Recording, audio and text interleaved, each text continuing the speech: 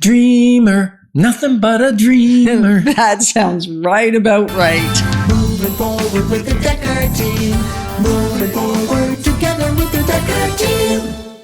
So we're excited that for over 30 years, we've been able to come alongside you to really make the most out of your life. So not only buy, sell, and invest in real estate, but build your faith, build your fund, build your finances, and in fact, strengthen, heal, and flourish inside relationship, both in your family and beyond, even with your realtor.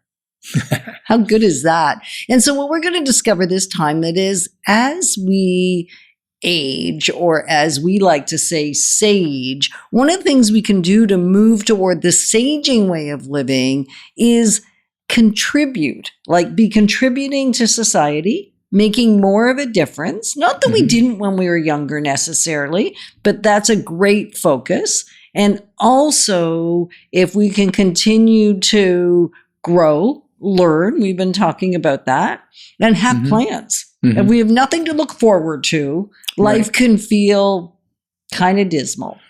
Yeah, kind of like growing old for the sake of growing old. Yeah. And as I've said in each of the segments, and I'm going to keep saying, because there are things that happen to us as humans that we have no ability to control. So this is not like a guilt trip.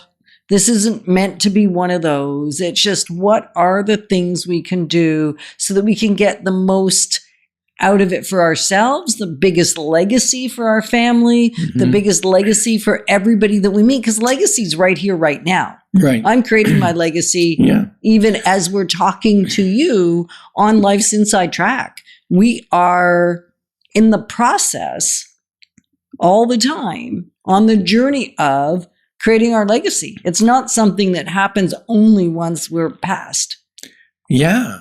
And I think that there's this, what's the word? If you don't have something to look forward to, it's easy to get depressed. So I'm constantly making plans for a outing, a trip, a sporting event, something I'm going to, like the fact that I play sports 3 times a week, I always have, in a day or two, I have something to look forward to, right? Even the physical training I do with Cheryl, our trainer, because I used to think that I would play sports to stay fit. And now I realize I need to stay fit so that I can play sports, because I used to get injuries. Remember, I tore my ACL and all kinds of stuff, right? Right. But right now we're talking about dreaming and expanding our horizon. And that's not that we don't necessarily want to slow down. Like when people reach that age of, not the age of majority, the age of seniority, and you could retire, and it's okay to do that. And what still are you going to contribute to? Is it to your grandchildren? Is it contributing to, reading books for kids or whatever it is? Like, what's your passion? Still have passion in life. I think that's what I'm trying to say. Right. Because as you have passion in life, you sage rather than only age. Like the numbers will still increase. And it's a funny thing. I was at my nail salon, because I do that once in a while. I mean, through COVID, you did a fine job, but it's somehow easier. Not as good as they do, though. No, not as good. Gosh. No, not even close. So it is one of those things that I chose to do, but I actually have only been doing that for 5 years. For most of my life, I never bothered because I didn't see a point.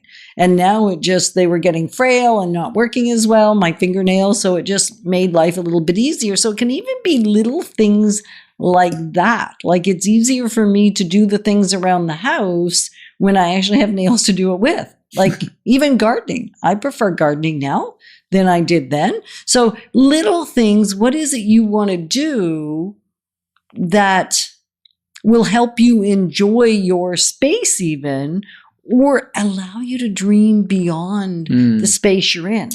Yeah, and you know what I did? I thought, well, let's see what some seniors, elderly people, have done in their later years, right? And I was shocked at some of the things that I found. There was George.